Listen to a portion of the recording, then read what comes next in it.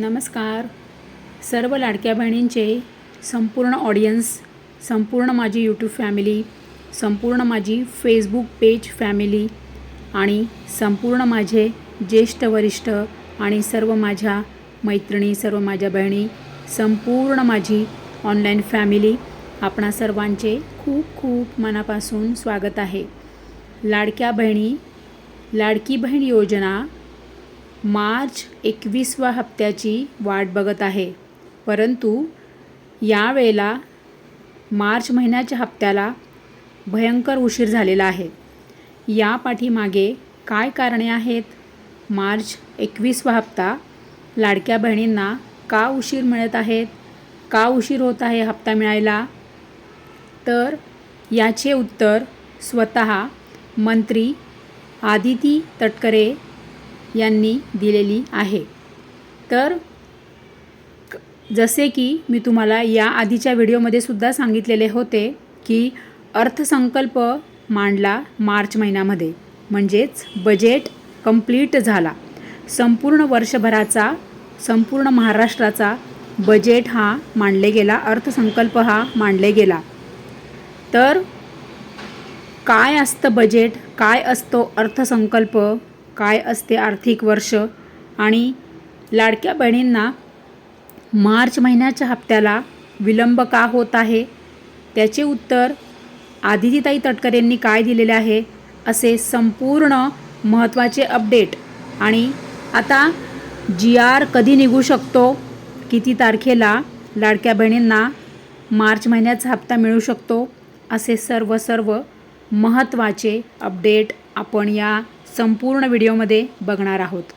तर लाडक्या बहिणी बघा, जसे की मी तुम्हाला या आधीच्या व्हिडिओमध्ये सुद्धा सांगत आहे की एप्रिल टू मार्च हे आर्थिक वर्ष असते, फायनान्शियल इयर असतं, अकाउंटिंग इयर असतं. त्यामुळे मार्च महिन्यामध्ये जो बजेट मांडला गेला, मार्च महिन्यामध्ये म्हणजे मागच्या महिन्यात, मार्च महिन्यामध्ये, आता हा एप्रिल सुरू आहे, मागच्या मार्च महिन्यामध्ये जो बजेट मांडला गेला तो संपूर्ण वर्षभराचा, म्हणजे मागच्या वर्षाचं पण संपूर्ण बजेट मांडला गेला आणि 2026चा सुद्धा संपूर्ण बजेट म्हणजे अर्थसंकल्प हा मांडले गेला. तर त्यामध्ये काय ठरले आणि कशामुळे विलंब होत आहे मार्च महिन्याच्या हप्त्याला, हे स्वतः आदितीताई तटकरे लाईव्ह सांगत आहेत. आपण आधी त्यांचं पूर्ण काय बोलणं आहे ते ऐकूया आणि मग मी तुम्हाला सर्व सांगते. एप्रिल महिना, मार्च महिन्याचं बजेट सादरीकरण झाल्यानंतर साधारणपणे एप्रिल महिन्यामध्ये नवीन आर्थिक वर्षाला सुरुवात करत असताना एक 5-10 दिवसांचा विलंब होत असतो. पण हा रुटीन असतो, हा दरवर्षी होत असतो. त्याच्यामध्ये कारण ते जे ट्रान्झिशन असतं ते त्या निमित्ताने म्हणजे नवीन वर्षाच्या याच्यामध्ये होत असतं. त्यामुळे ते प्रत्येक जो विभाग असतो त्याच्यामध्ये हा मार्च ते एप्रिल जो असतो, मार्च एंडिंग आणि एप्रिल महिना नवीन आर्थिक वर्ष, तर याच्यामध्ये जो काही एक थोडा ग्लिच असतो 10-15 दिवसाचा, हा रुटीन असतो. मानधन कुठल्या महिन्याचं त्यांचा रखडत नसतं. तर मार्च महिन्यामध्ये, मागच्या वर्षीचा मार्च महिन्यामध्ये तो संपूर्ण ते वर्ष संपलेला आहे, तो संपूर्ण हिशोब असतो तो संपलेला आहे प्रत्येक विभागाचा. म्हणजे जसे की इन्कम टॅक्स विभाग असेल, महिला व बालविकास विभाग असेल किंवा सेल टॅक्स विभाग असेल, वेगवेगळ्या विभागाचं. त्याप्रमाणे आता एप्रिलपासून हे नवीन वर्ष, आर्थिक वर्ष सुरू झालेले आहे. त्यामुळे संपूर्ण नवीन वर्षाचा नवीन हे संपूर्ण अकाउंटिंग मांडण्यासाठी थोडा विलंब होत असतो. 10-15 दिवस हा विलंब होऊ शकतो, असे स्वतः आदितीताई सांगत आहे. कारण की यामध्ये मागच्या वर्षी किती लाडक्या बहिणी होत्या लाडकी बहीण योजनेमध्ये, आता यावर्षी किती लाडक्या बहिणी पात्र आहेत, त्यामुळे तो संपूर्ण हिशेब करायला थोडा वेळ लागू शकतो. कारण की 2-5 हजार लाडक्या बहिणी नाही आहेत, तर कोट्यवधी लाडक्या बहिणी असल्यामुळे तो संपूर्ण हिशोब करावा लागतो की किती पात्र लाडक्या बहिणी आहेत, किती अपात्र आहेत आणि आता किती लाडक्या बहिणींना एप्रिलचा हप्ता द्यायचा आहे. असं संपूर्ण हे बजेटमध्ये मांडले गेल्यानंतर, हे संपूर्ण सॉर्ट आऊट केल्यानंतर लाडक्या बहिणी किती राहिल्या या सगळ्या हिशोबाला थोडा विलंब लागू शकतो. हे प्रत्येक विभागामध्ये असे होत असते. त्यामुळे थोडंसं एक 10 ते 15 दिवस या गोष्टीला विलंब लागू शकतो, असे स्वतः आदिती ताई सांगत आहे. बघा, मार्च महिना संपला, आर्थिक वर्ष संपले, एप्रिलपासून नवीन आर्थिक वर्ष सुरू झाले. त्यामुळे 10-15 दिवस इकडे तिकडे होऊ शकते. परंतु 21 तारीख आहे आजची, 21 तारीख आजची आलेली आहे. तर GR कधी निघणार, GR कधी येणार, वितरण कधी सुरू होणार, लाडकीच्या बँकेत DBT कधी होणार.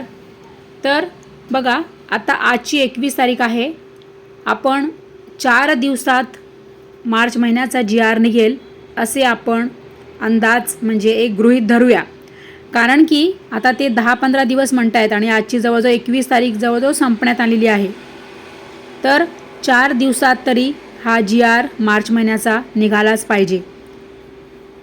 कारण की आता हा पण महिना मग संपायला आलेला आहे. नाहीतरी असंच होतं, जानेवारीचा फेब्रुवारीमध्ये हप्ता मिळतो, फेब्रुवारीचा हप्ता मार्चमध्ये मिळतो, मार्च महिन्याचा हप्ता एप्रिलमध्ये मिळतो.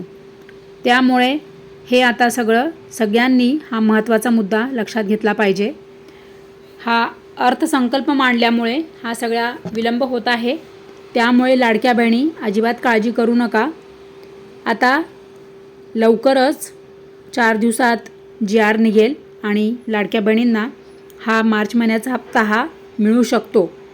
जसेही GR निघेल, काही अपडेट येईल, तसे मी तुमच्यासाठी ताबडतोब व्हिडिओ घेऊन येणार. आपणास माहीतच आहे की आपल्या चॅनलवर सर्व सत्य माहिती अपडेटचे व्हिडिओज असतात. तर आता बघा, मध्ये तर कोणत्याही सुट्ट्या नाही आहे.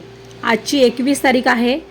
21 तारखेपासून तर 30 एप्रिलपर्यंत मध्ये कोणतीही सरकारी सुट्टी नाही. फक्त रविवार जर सोडला तर तेवढं फक्त रविवारी सुट्टी आहे. बाकी म्हणजे आता इतर दिवशी कधीही वितरण सुरू होऊ शकते, कधीही GR येऊ शकतो. त्यामुळे काळजी करू नका. हे सगळं कारण होतं की मार्च महिन्याच्या हप्त्याला विलंब का होत आहे. तर हे आर्थिक वर्षाचं संपूर्ण महाराष्ट्र सरकारला बजेट मांडावा लागतो, त्यामुळे सगळा हिशोब करावा लागतो. तर या सगळ्या गोष्टींमुळे लाडक्या बहिणींना उशीर होत आहे मार्च महिन्याच्या हप्त्याला. तर तुमच्या सर्व प्रश्नांची उत्तरं तुम्हाला आता मिळाली असतील. तुमचे सर्व चिंता आता गेली असेल. कारण की सत्य अपडेट काय आहे हे आता आपल्याला एकदाच सांगितलं ना की म्हणजे माझ्या लाडक्या बहिणी निश्चिंत होतात आणि तुमच्या डोक्यातील संशय आणि भ्रम निघून जाईल. कारण की बऱ्याच बहिणी काय म्हणतात, लाडकी बहीण योजना बंद होणार का? परंतु तसे काही होणार नाही. तर लाडक्या बहिणी, तुमची जर EKYC पूर्ण झालेली असेल, तुम्ही जर तुमची EKYC पूर्ण केलेली असेल तर तुम्हाला नक्की मार्च महिन्याचा हप्ता तुमच्या बँकेत जमा होईल. लाडक्या बहिणी, पुन्हा सांगत आहे की तुम्ही तुमचे सर्व जसे की बँक अकाउंट, तुमचे DBT अकाउंट, तुमचे आधार कार्ड, या सगळ्या गोष्टी, रेशन कार्ड, या सगळ्या गोष्टी तुमच्या बरोबर आहेत का, अपडेट आहे का, ते चेक करा. कारण की या सगळ्या गोष्टी जर गोष्टींमध्ये जर तुमची काही चूक असेल किंवा अपडेट नसेल किंवा EKYC नसेल तर तुम्हाला मार्च महिन्याचा हप्ता येणार नाही. त्यामुळे सर्वांनी या सगळ्या गोष्टी चेक करा, बरोबर आहे का त्या बघा आणि अपडेट करून घ्या. म्हणजे तुम्हाला सर्व हप्ते येण्यासाठी काही अडचणी येणार नाही.